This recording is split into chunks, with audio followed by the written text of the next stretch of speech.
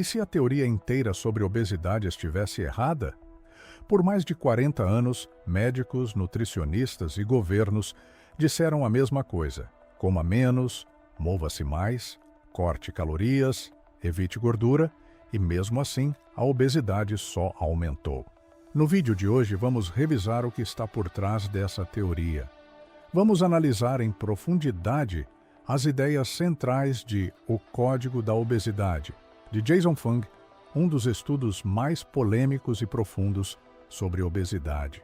A proposta de Fung é simples e radical. O problema nunca foi falta de disciplina, o problema é hormonal.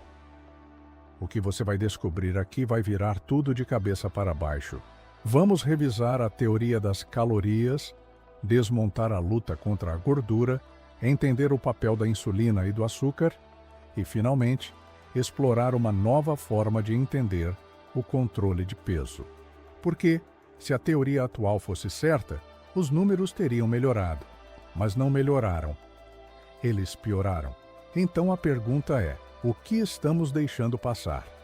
Esse é o ponto que vamos explorar agora. Antes de seguir, peço que curta, compartilhe o vídeo e se inscreva no canal. Assim essas informações podem chegar mais longe. Durante décadas, a obesidade foi explicada como um problema de excesso. Excesso de comida, excesso de preguiça, excesso de indulgência. A fórmula parecia incontestável. Se você consome mais calorias do que gasta, você engorda. Se consome menos do que gasta, você emagrece. Essa ideia ganhou status de lei física. Caloria entra, caloria sai. O corpo tratado como uma conta bancária. Se o saldo é positivo, acumula gordura. Se é negativo, perde peso. Simples, matemático, irrefutável, pelo menos na aparência. Com base nisso, a recomendação foi sempre a mesma: reduzir calorias e aumentar exercício. Comer menos, mover-se mais. Essa frase virou política pública, campanha de saúde, orientação médica e senso comum.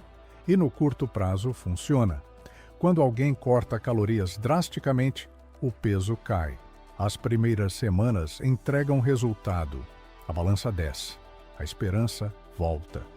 Parece que, finalmente, a solução foi encontrada.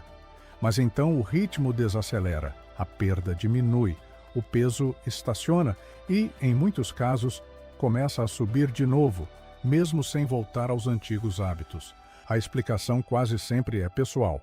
Falta de disciplina, falta de constância, falta de força de vontade. O fracasso nunca é da teoria, é sempre do indivíduo. Só que enquanto milhões repetiam esse ciclo, perder, recuperar, tentar de novo, os números populacionais contavam outra história. A partir da década de 1970, as diretrizes nutricionais ficaram mais rigorosas, a gordura foi reduzida, as calorias passaram a ser monitoradas com obsessão, o exercício virou obrigação. E a obesidade triplicou. Se a teoria das calorias fosse suficiente para explicar o ganho de peso, décadas de aplicação sistemática deveriam ter produzido melhora. O que se viu foi o oposto. Talvez o problema não esteja na matemática, talvez esteja na biologia. O corpo humano não é um sistema passivo que aceita cortes de energia sem reagir. Diante da restrição, o gasto energético diminui. A fome aumenta, o metabolismo se ajusta. Há uma defesa ativa do peso. Se quase toda dieta funciona no início, e quase todas falham no longo prazo, a pergunta deixa de ser quanto você come e passa a ser: o que está regulando o seu peso? Se a obesidade fosse apenas uma questão de excesso calórico, bastaria reduzir calorias de forma consistente e o peso cairia de maneira previsível e permanente. Essa é a promessa implícita do modelo energético. Controle a entrada, aumente a saída, resolva o problema. Mas o corpo não funciona como uma planilha. Quando a ingestão calórica é reduzida, o organismo não permanece neutro, ele reage. O gasto energético começa a cair. A taxa metabólica desacelera. O corpo passa a gastar menos energia para realizar as mesmas funções. A temperatura pode diminuir, a disposição reduz, o movimento espontâneo cai. Em outras palavras, o corpo compensa. Um dos experimentos que melhor exemplifica isso foi o Minnesota Starvation Experiment, conduzido durante a Segunda Guerra Mundial. Homens jovens e saudáveis foram submetidos a um regime de restrição calórica severa por 24 semanas. A perda de peso foi significativa, mas o impacto no metabolismo foi devastador.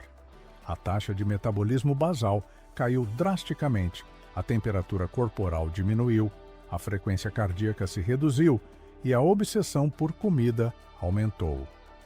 Quando a alimentação voltou ao normal, o peso foi rapidamente recuperado e, em muitos casos, ultrapassou o ponto inicial. O corpo reagiu à escassez, defendendo a energia. Décadas depois, outro exemplo ficou famoso: o acompanhamento metabólico de participantes do programa The Biggest Loser. Após perderem grandes quantidades de peso com restrição intensa e exercício extremo, muitos apresentaram uma queda persistente no metabolismo basal. Anos depois, mesmo com recuperação parcial do peso, o gasto energético permanecia reduzido. O corpo ainda estava economizando, tentando voltar ao seu peso defendido. O peso desce, mas o metabolismo desce junto. O mesmo padrão aparece em estudos de superalimentação. Quando indivíduos são forçados a comer além da necessidade por semanas, o peso sobe, mas o corpo também aumenta o gasto energético para tentar eliminar o excesso. Nem todo excedente vira gordura. Há compensação para cima e para baixo. Isso revela algo fundamental. O corpo defende um intervalo de peso. Não se trata apenas de calorias entrando e saindo. Existe um mecanismo regulador tentando manter estabilidade. Quando o peso cai demais, o organismo ativa fome e economia de energia. Quando sobe demais, aumenta gasto e reduz apetite até certo limite.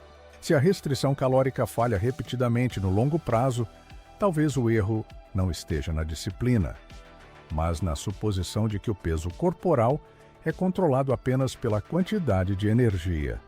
O corpo não é uma calculadora, é um sistema hormonal. E enquanto continuarmos tratando obesidade como simples desequilíbrio energético, vamos continuar ignorando o mecanismo que realmente regula o armazenamento de gordura. O peso corporal não flutua ao acaso. Ele tende a girar em torno de um intervalo relativamente estável, mesmo quando a ingestão de comida varia de um dia para o outro. Esse fenômeno sugere a existência de um sistema de regulação interna, algo semelhante a um termostato. Assim como a temperatura do corpo é mantida próxima de 37 graus por mecanismos automáticos, o peso também parece ser defendido por ajustes invisíveis. Quando você come mais em um dia, normalmente sente menos fome no dia seguinte. Quando come menos, a fome aumenta. Pequenas oscilações são absorvidas pelo sistema. Esse ponto de equilíbrio é frequentemente chamado de peso programado ou ponto de ajuste. Não é um número fixo e imutável, mas um intervalo que o corpo tenta preservar. Hormônios participam desse processo. A leptina, por exemplo, sinaliza ao cérebro a quantidade de energia armazenada no tecido adiposo. Quando a gordura corporal diminui, os níveis de leptina caem, o que aumenta o apetite e reduz o gasto energético. Quando a gordura aumenta, a leptina sobe, tentando reduzir a fome. O Minnesota Starvation Experiment mostrou isso de forma brutal. Mesmo quando os participantes queriam manter o peso reduzido, o corpo acionava fome intensa e economia metabólica. A biologia falava mais alto do que a intenção. O problema surge quando esse sistema é alterado. Se o ponto de ajuste sobe, o corpo passa a defender um peso maior, com a mesma intensidade com que antes defendia um peso menor. A fome aumenta quando o peso tenta cair. O metabolismo desacelera para impedir a perda. A sensação subjetiva é de luta constante contra o próprio organismo. Isso explica por que perder peso é difícil e mantê-lo é ainda mais difícil. Não é apenas uma questão de decisão consciente. É um conflito entre intenção e biologia. Se a obesidade fosse apenas acúmulo passivo de caloria, bastaria esvaziar o estoque. Mas se existe um sistema ativo, defendendo um novo patamar de peso, então o problema não é apenas a gordura armazenada. O problema é o ajuste. E a pergunta inevitável se impõe: o que está empurrando o termostato? Se existe um hormônio com poder direto sobre o armazenamento de gordura, esse hormônio é a insulina.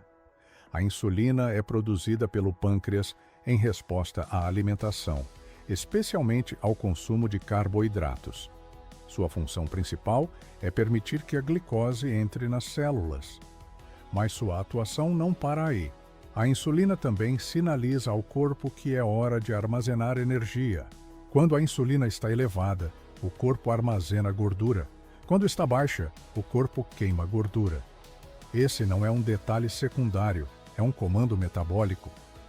Em pacientes com diabetes tipo 1 que não produzem insulina, a perda de peso é rápida e intensa antes do tratamento. Quando começam a receber insulina exógena, o peso sobe.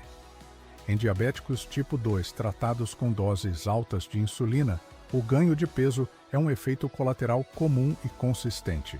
O padrão se repete com medicamentos. Fármacos que aumentam a insulina tendem a provocar ganho de peso. Fármacos que reduzem a insulina tendem a favorecer perda de peso. Não se trata apenas de correlação, trata-se de direção hormonal. Se a insulina permanece cronicamente elevada, o corpo permanece em modo de armazenamento. Queimar gordura torna-se metabolicamente difícil. A energia ingerida é empurrada para dentro das reservas. Aqui surge uma comparação central na lógica do livro. Duas dietas com a mesma quantidade de calorias podem gerar resultados diferentes dependendo de quanto elevam a insulina. Reduzir carboidratos e reduzir insulina altera o ambiente hormonal. Não é apenas a quantidade de caloria que importa, mas o sinal metabólico que acompanha essa caloria. Isso muda o eixo da discussão. O problema deixa de ser apenas excesso calórico e passa a ser excesso de sinal de armazenamento.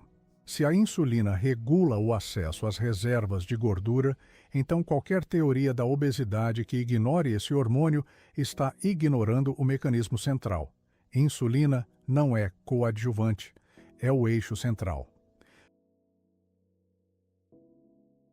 Se a insulina é o hormônio que sinaliza armazenamento, o que acontece quando ela permanece elevada por tempo demais?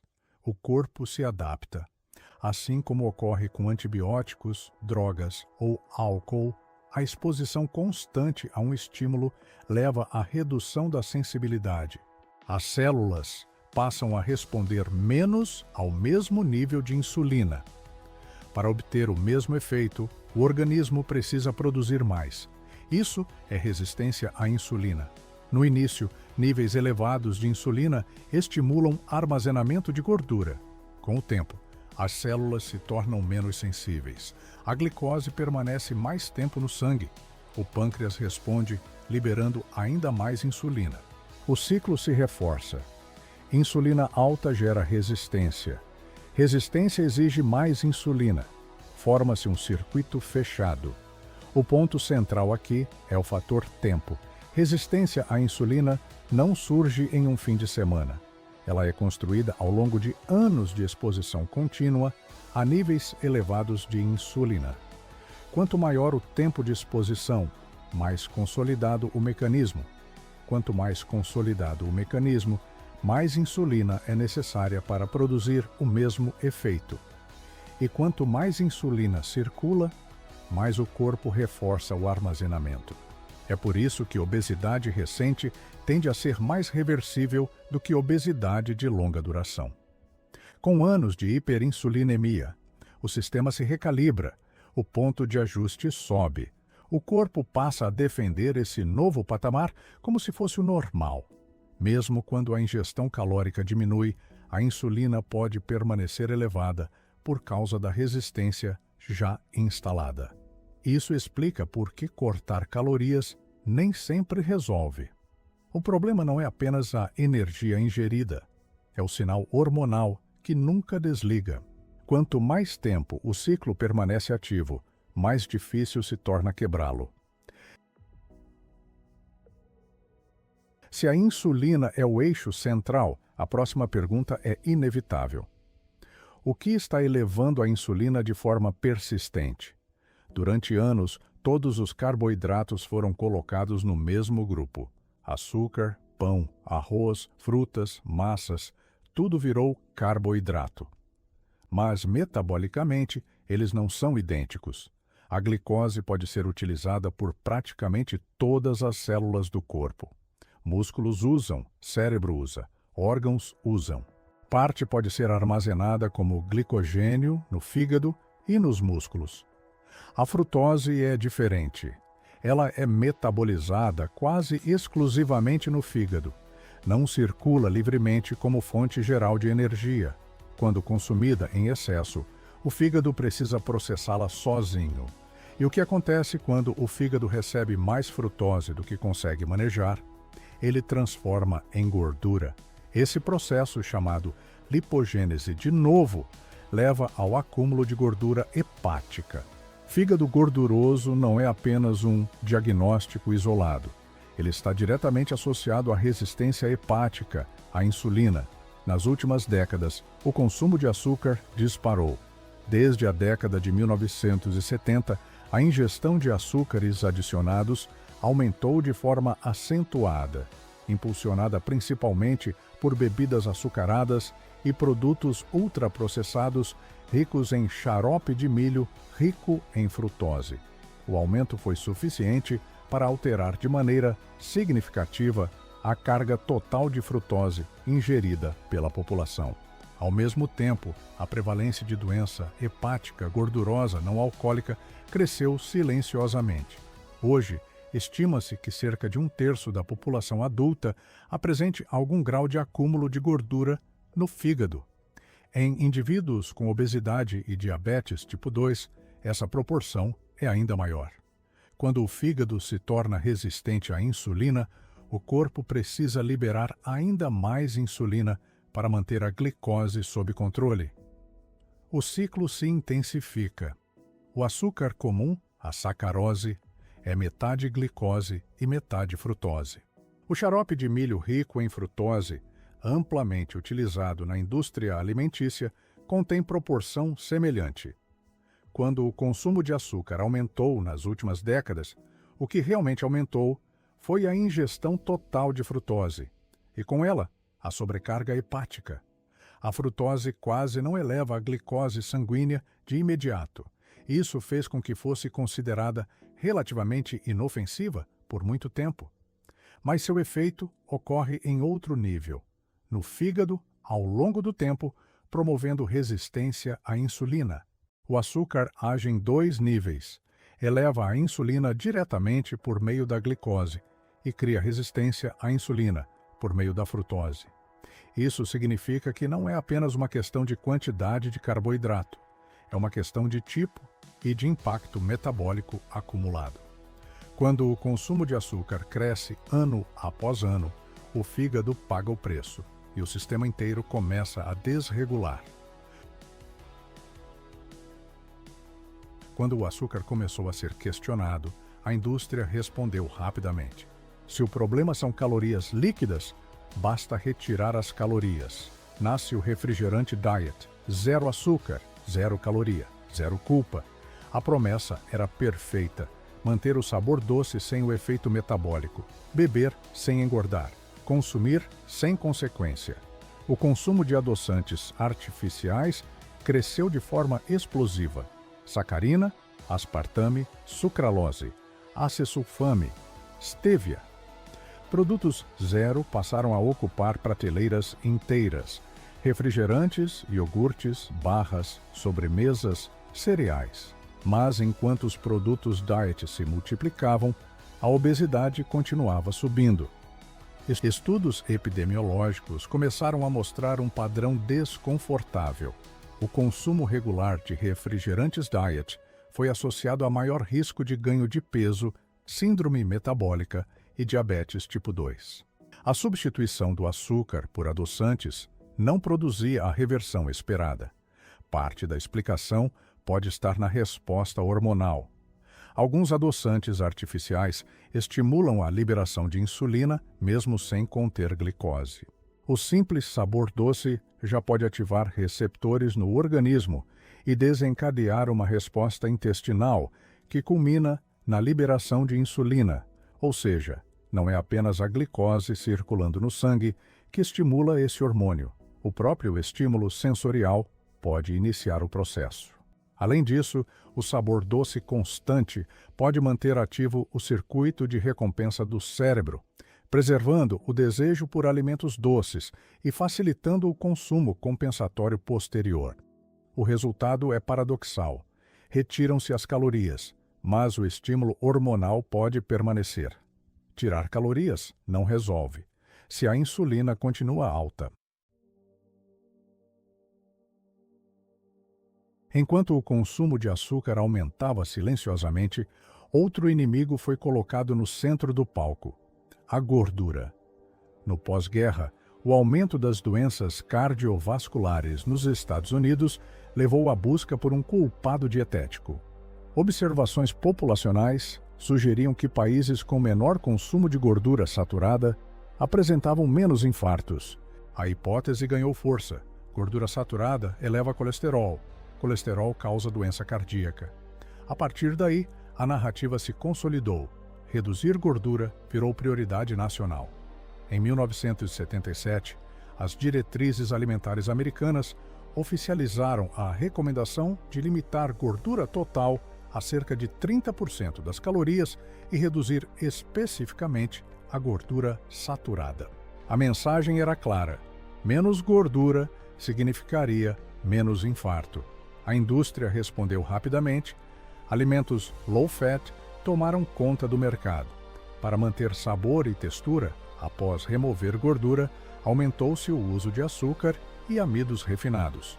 O resultado foram produtos com menos gordura e mais carboidrato processado. Com o tempo, grandes ensaios clínicos começaram a testar diretamente a hipótese. O Women's Health Initiative, que acompanhou quase 50 mil mulheres por cerca de 8 anos, avaliou o impacto de uma dieta pobre em gordura sobre eventos cardiovasculares. A redução de gordura foi modesta, mas estatisticamente significativa. Ainda assim, não houve redução relevante de infarto, AVC ou mortalidade cardiovascular. Outros ensaios clínicos de longa duração produziram resultados semelhantes. A substituição de gordura saturada por carboidratos refinados não demonstrou benefício consistente na redução de eventos cardíacos. Em várias análises, a associação entre gordura saturada e doença cardiovascular mostrou-se fraca ou inexistente quando examinada com maior rigor metodológico. Enquanto a atenção pública estava voltada para a manteiga e a carne, o consumo de açúcar e grãos refinados seguia crescendo. A proporção de carboidratos na dieta aumentou, especialmente na forma de produtos industrializados.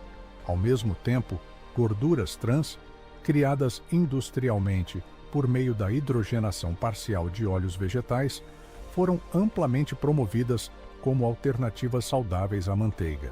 Décadas depois, estudos demonstraram que, mesmo pequenas elevações no consumo de gordura trans estavam associadas a aumento significativo do risco cardiovascular, levando à sua restrição ou proibição em diversos países. A narrativa simplificada transformou alimentos complexos em vilões isolados. A gordura foi tratada como inimiga central. Mas, quando os dados de ensaios clínicos foram analisados de forma abrangente, a relação direta entre gordura saturada e doença cardíaca não se sustentou com a força inicialmente atribuída. A luta contra a gordura deslocou profundamente a composição da dieta moderna, e enquanto a gordura era combatida, O açúcar crescia nos bastidores. Com os carboidratos sob suspeita e a gordura reabilitada, a proteína passou a ocupar o centro das estratégias modernas. Dietas ricas em proteína ganharam popularidade com a promessa de preservar músculo, aumentar saciedade e acelerar o metabolismo. A suposição parecia lógica. Se proteína não eleva a glicose como o açúcar, então não eleva a insulina de forma relevante. Logo, poderia ser consumida em grandes quantidades sem impacto hormonal significativo. Mas a fisiologia não é tão simples. Além do índice glicêmico, existe o índice insulinêmico, uma medida da resposta de insulina provocada pelos alimentos. Estudos mostram que proteínas podem estimular liberação significativa de insulina, em alguns casos comparável à de carboidratos refinados. A glicose explica apenas parte da secreção insulinêmica. Hormônios intestinais, conhecidos como incretinas, são liberados quando o alimento entra no trato digestivo e amplificam a resposta de insulina. Aminoácidos também participam desse estímulo. Nem toda proteína age da mesma forma. Laticínios, especialmente whey protein, provocam forte resposta insulinêmica. Carnes e frutos do mar também estimulam insulina de maneira relevante. Já a gordura isolada provoca resposta mínima. Isso cria uma dinâmica complexa. A proteína aumenta a insulina, mas também aumenta a saciedade. Hormônios como GLP-1 retardam o esvaziamento gástrico e reduzem o apetite. Em algumas situações, o efeito de saciedade pode compensar parcialmente o estímulo insulinêmico. O impacto final depende do equilíbrio entre armazenamento e redução de ingestão subsequente. Isso desmonta mais uma simplificação. Não é apenas carboidrato engorda, proteína emagrece. Todos os macronutrientes influenciam insulina em algum grau. O efeito depende da combinação, do contexto e da frequência. O eixo central continua sendo hormonal. Não é só sobre carboidrato. É sobre estímulo metabólico repetido. Mesmo que a composição da dieta mude, existe outro fator frequentemente ignorado: a frequência alimentar. Na década de 1960, o padrão comum era simples: 3 refeições por dia, café da manhã, almoço e jantar. Entre elas, nada. Após o jantar, um período longo até a manhã seguinte.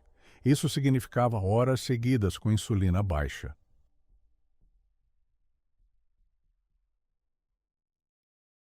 Comer a cada 3 horas virou recomendação comum. Barras de proteínas, cereais prontos, iogurtes, bebidas energéticas, opções práticas, rápidas e industrializadas. O número de ocasiões de alimentação aumentou. Cada vez que comemos, a insulina sobe. Mesmo que a refeição não seja grande, mesmo que o lanche seja pequeno, o sinal hormonal é acionado. Quando esse estímulo ocorre 5, 6, 7 vezes ao dia, o corpo passa a viver grande parte do tempo sob domínio da insulina.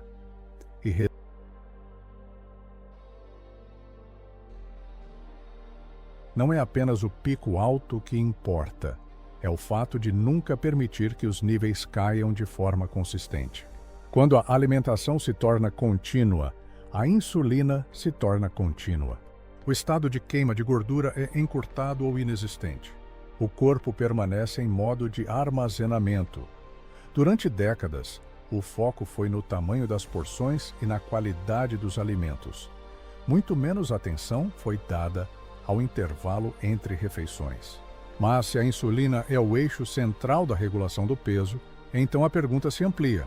E se o problema não for apenas o que você come, mas o fato de você nunca parar de comer?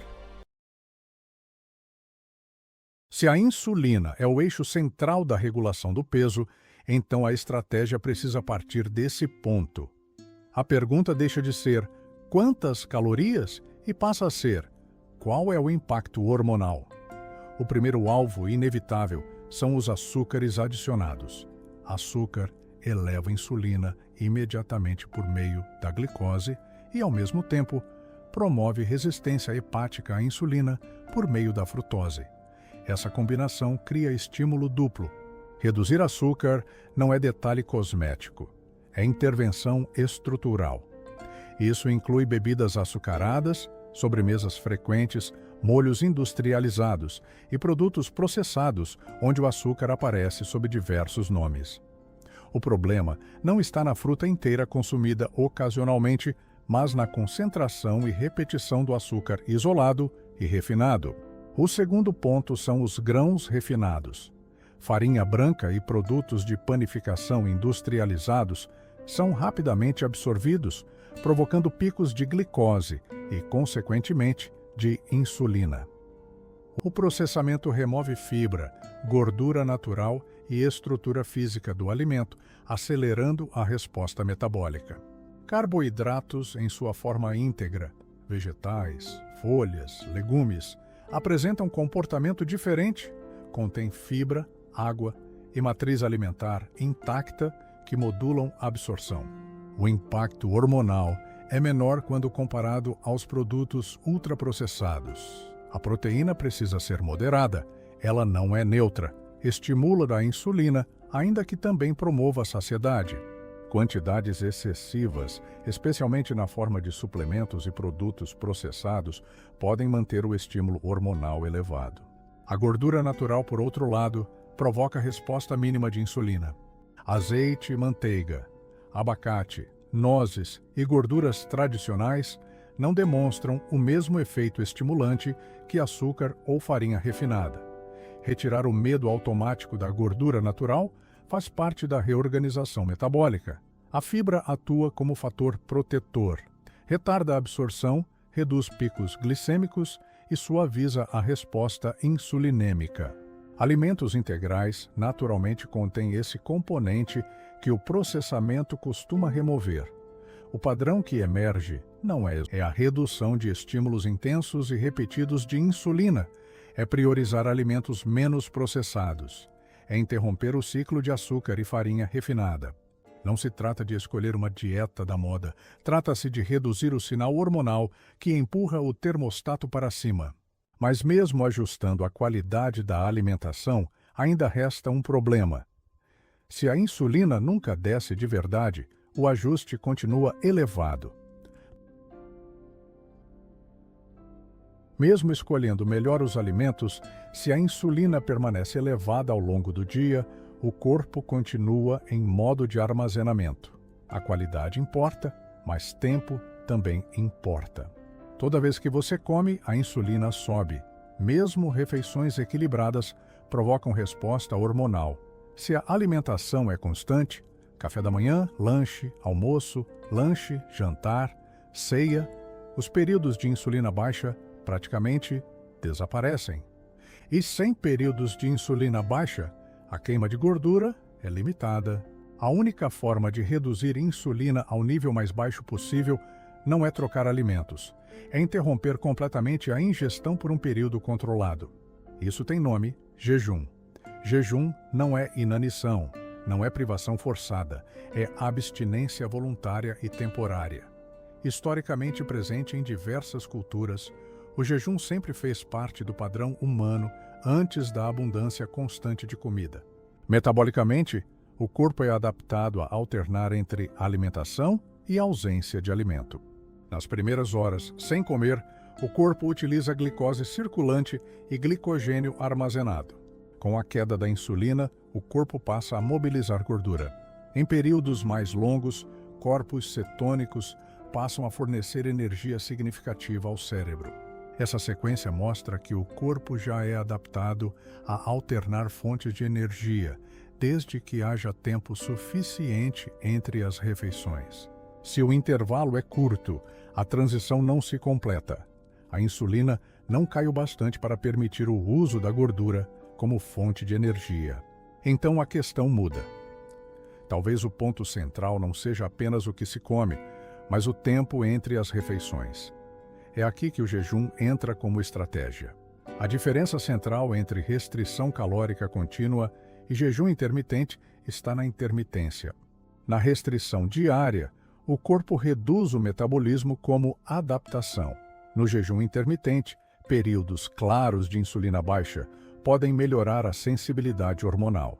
Protocolos variam. Algumas pessoas utilizam janelas de 16 horas sem comer. Outras realizam jejuns de 24 horas, uma ou duas vezes por semana. Em alguns casos, 36 horas são aplicadas sob contexto adequado. Não se trata de regra rígida, mas de ferramenta estratégica. O ponto não é sofrimento. É permitir que o sinal hormonal desça o suficiente para reverter, gradualmente, a resistência à insulina. Se o problema envolve estímulo persistente, a solução envolve pausa deliberada.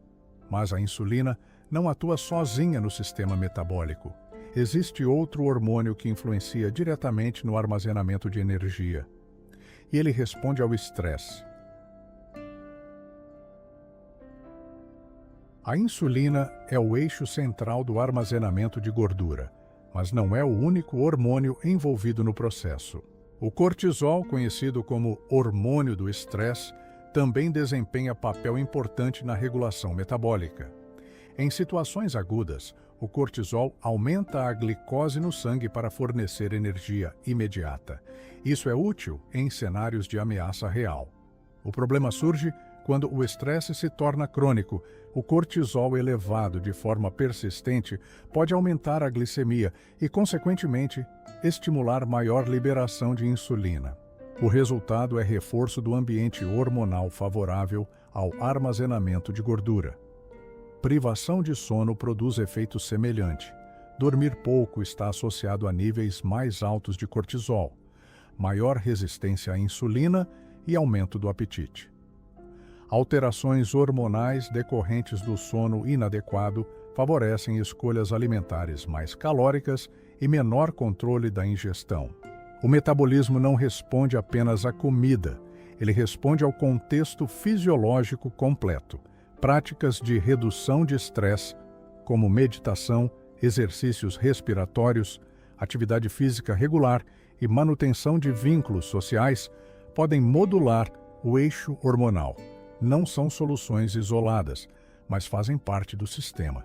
Sono regular, ambiente escuro, horários consistentes e exposição à luz natural pela manhã são ajustes comportamentais simples que influenciam diretamente o equilíbrio hormonal.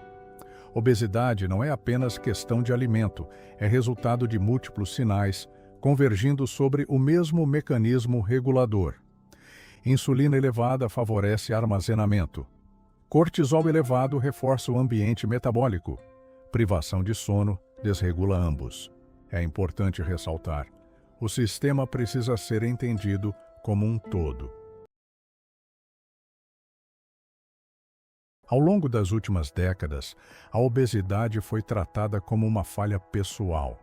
Falta de autocontrole, falta de esforço, falta de disciplina. A solução parecia simples demais para ser questionada: cortar calorias e se exercitar mais. Mas quando a teoria foi aplicada em escala populacional, os números pioraram. O modelo calorias entram, calorias saem não está errado, ele está incompleto. O corpo humano não responde apenas à quantidade de calorias ingerida. Ele responde a sinais hormonais que regulam o armazenamento e liberação de gordura. A insulina favorece o armazenamento de energia e dificulta a queima de gordura acumulada. E quando essa elevação se torna persistente, a resistência à insulina mantém o ciclo ativo ao longo do tempo. A frutose contribui para a sobrecarga hepática e para a desregulação progressiva do sistema. A frequência alimentar constante encurta os intervalos necessários para que os hormônios voltem ao seu nível normal.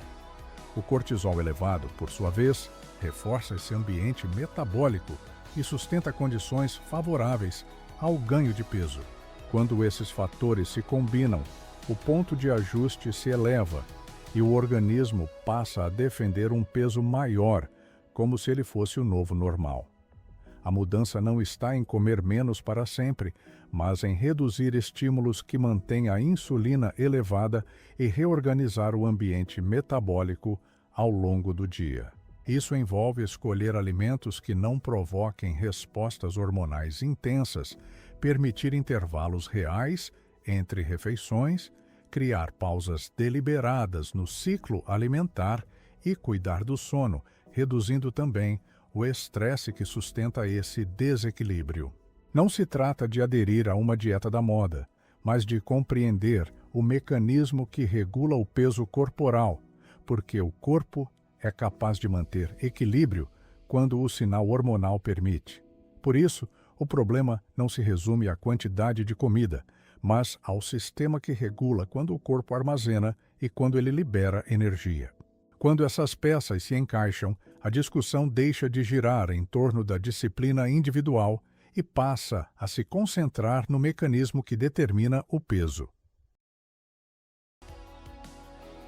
Ao longo deste vídeo, percorremos a lógica apresentada em The Obesity Code, de Jason Fung. A obesidade não como falha moral nem simples soma de calorias, mas como distúrbio de regulação hormonal, com a insulina no centro do processo. Quando o peso é entendido como resultado de sinais repetidos ao longo do tempo, a estratégia deixa de ser punição e passa a ser ajuste do próprio mecanismo. Agora, eu quero saber sua leitura depois de tudo isso. Qual ponto mais mudou sua forma de enxergar o problema? Se você valoriza análises profundas como esta, deixa o like e se inscreva no canal. Isso mostra que há espaço para discussões que vão além do superficial. Compartilha esse vídeo com alguém que vem lutando contra a obesidade. No fim, não se trata de escolher um vilão alimentar, mas de compreender o mecanismo que regula o corpo.